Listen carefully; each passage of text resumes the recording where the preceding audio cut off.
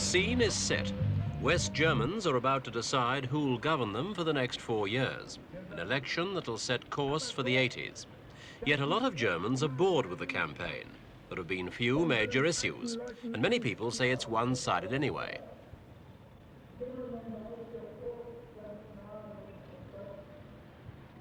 They'll probably re-elect the man on the right, Helmut Schmidt. His Social Democrats have governed for 14 years. On the left, Franz-Josef Strauss, his challenger. He heads the Conservatives. The apparent lack of issues in this campaign has been a major achievement of Chancellor Schmidt. That's because he's given his opponents little room for maneuver. He's anticipated their attacks, their every move. He's diffused the issues, smoothed over the areas where he might have been vulnerable. Under his government, Germans haven't just continued to prosper. Schmidt has given them more than that.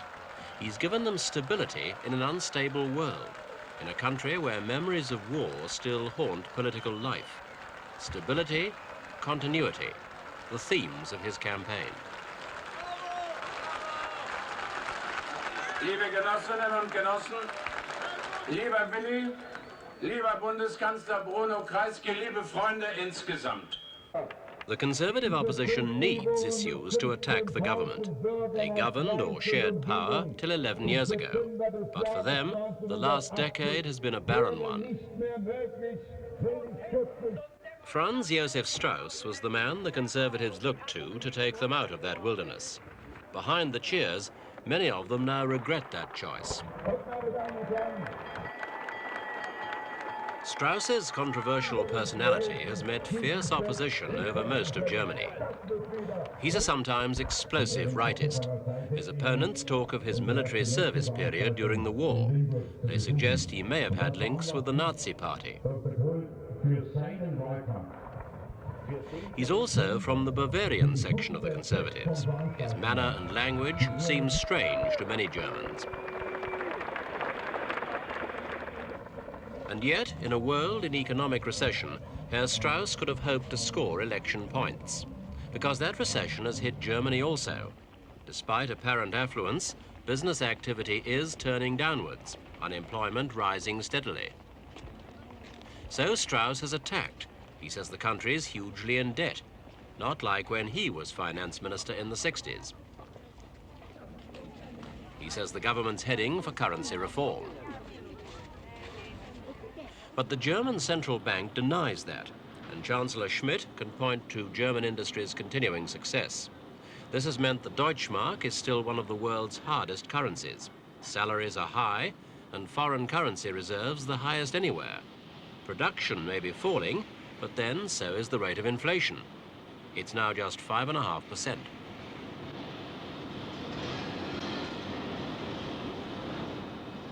Schmidt can claim, then, that Germany's firm economic base has remained intact, a base founded on high productivity, good labor relations.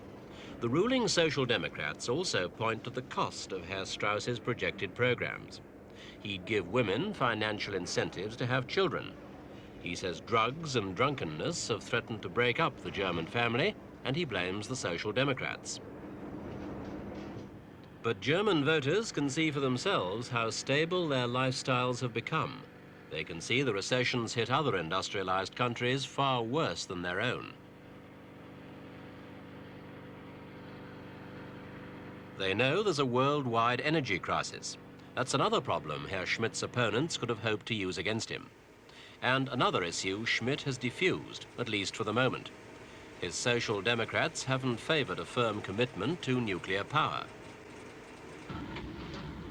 Instead, they've given priority to coal, and it just so happens they've strong support in coal regions like Saarland and the Ruhr, the very areas they're reviving.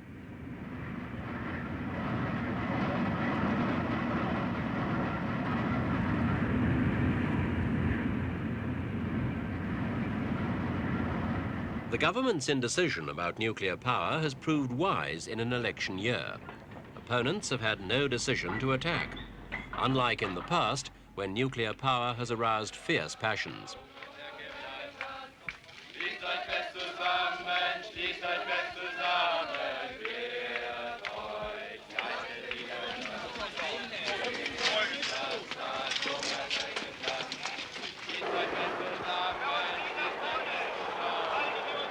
Strauss and the Conservatives are solidly behind nuclear power.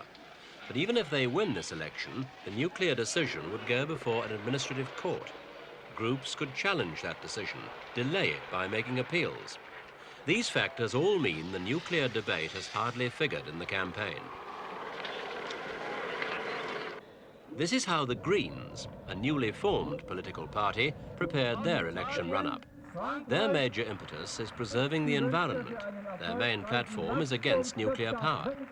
But now the government's indecision has flattened the nuclear debate, so the Greens have lost their impact, the very substance of their electoral appeal. Experts did think they'd be a real factor in this election, that many young people who normally vote Social Democrat would vote Green instead. And this could only benefit the Conservative opposition. Greens have had success at regional elections. But polls show they've faded. They're not the only ones inhibited by Schmidt, the master strategist.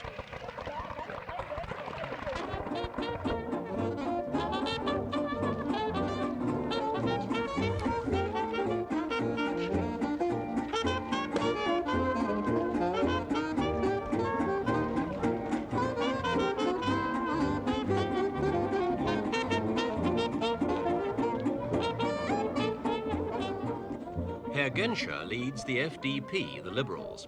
They're a centre party, junior partners in the governing coalition led by the Social Democrats. They're strong on civil rights. They want reform of some of Germany's harsh anti-terrorism laws.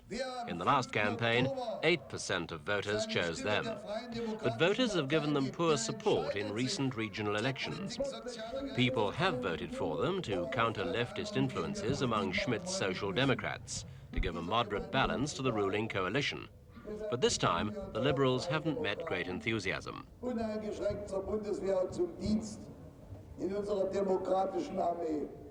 Their major assets are personalities, like Herr Genscher, Foreign Minister, seen here with former US Secretary Vance. But meanwhile, Schmidt's Social Democrats have presented the face of unity. The leftists have backed Schmidt, even on delicate issues like nuclear arms. Many voters may now say, with the leftists under control, there's less need for a moderating influence, and that could mean fewer votes for the Liberals.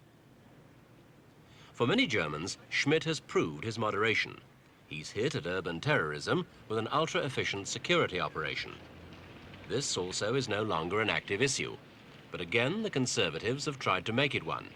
They say the government has slackened its pursuit of former terrorists. They'd make it impossible for leftists to hold government jobs. In a country with such deep-rooted fears of instability, the victory over terrorism has great symbolic value for most Germans. Schmidt has calmed the fears. He's healed the wounds.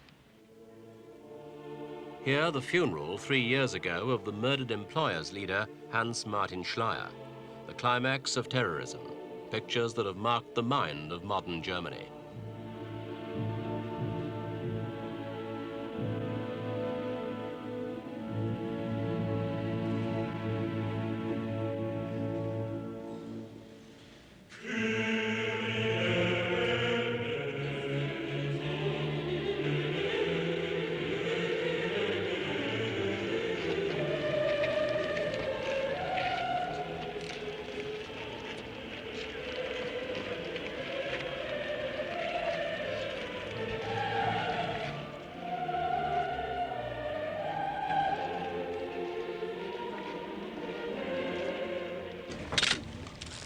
Today, then, Germany has stability within its frontiers. The government has achieved that valued goal. That's why the oppositions find it so hard to attack.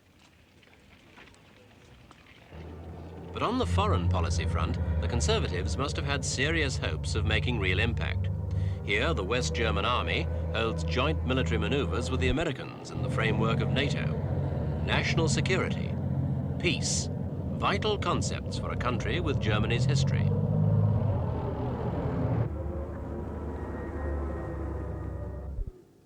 So, the opposition says, look at détente. Chancellor Schmidt backs it like Willy Brandt before him.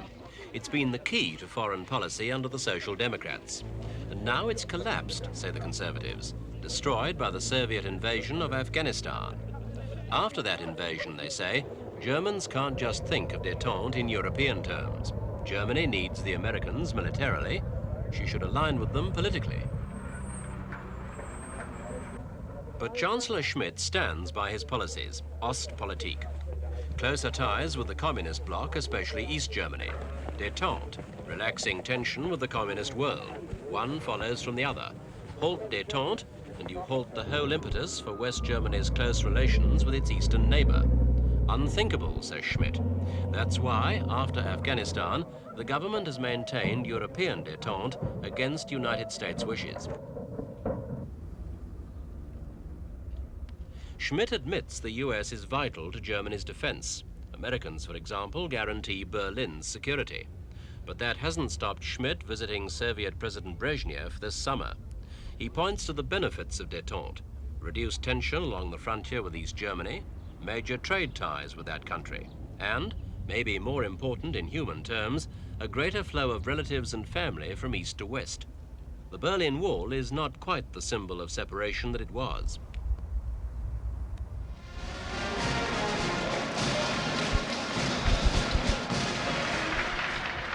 Herr Strauss says détente hasn't just failed. It's been an illusion all along, a mystique. He thinks the Ostpolitik treaties are open to all kinds of interpretation.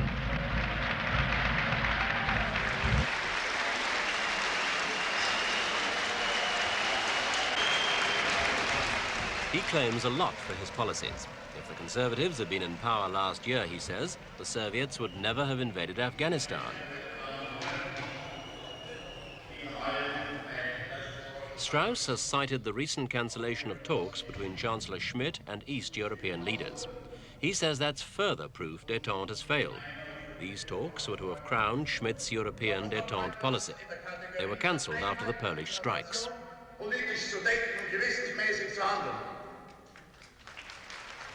Strauss puts alignment with the US at the very center of his policy. We depend upon the Americans, we rely on the Americans. I am not a lackey of the Americans, but I know that there should be no separation between American and European interests. There should develop no drift on both sides of the Atlantic. Only this guarantees that we can contain the new power expansion of the Soviet Union, and we can guarantee security, freedom and peace in our time. Poland has focused this argument over Ostpolitik. Schmidt says neither the strikes nor the strikers' gains would have been possible without détente. He wants to give aid to Poland. The opposition say Germany should give aid only if the Polish regime keeps its promises. Schmidt says aid to communist countries brings practical benefits, furthers détente. Strauss says Germany already has enough commitments to the EEC and NATO. He asks, why finance communist economic systems? But if Strauss were elected now, he knows he couldn't reverse Ostpolitik. It's not just Schmidt who believes in it. It's the whole German people with their deep yearning for peace. Even Strauss has sat down with the Soviets. This was 2 years ago. So that's the pattern of the campaign. Schmidt, the tactician, seems to defuse all the ammunition his opponents could use against him. Strauss has tried to find themes, but in doing so, he himself has become a major issue.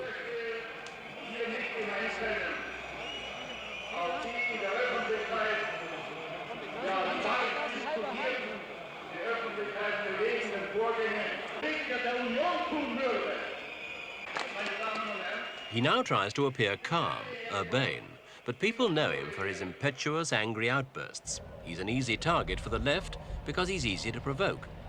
This anti-Nazi demonstration last year is one of many which openly associate Strauss with fascist ideology. Strauss says these people are hoodlums. He says they're Schmidt's supporters, the left in Germany today. The Social Democrats suspect conservative agitators infiltrate these meetings. They tell their youth movement, don't demonstrate against Strauss, don't be provoked into violence. That only plays into Strauss's hands. But in Germany, with its Nazi nightmare still alive in many memories, the anti-Strauss campaign has had its impact. Officials have often declared this campaign of caricatures to be defamatory, illegal. But many Germans, from young conservative businessmen to Ruhr industrial workers, could hardly vote for even the caricature of another Hitler. A frightening ogre. A warmonger. Bad taste, maybe, but even Schmidt has exploited the fears Strauss evokes. If Strauss can't control himself, he says, how can we let him have control over us? Conservatives, disillusioned with Strauss, are already looking towards Helmut Kohl, their defeated candidate last time. He's still leader of the major conservative group, the CDU. People say he doesn't get along with Strauss, and he's eyeing the 1984 nomination.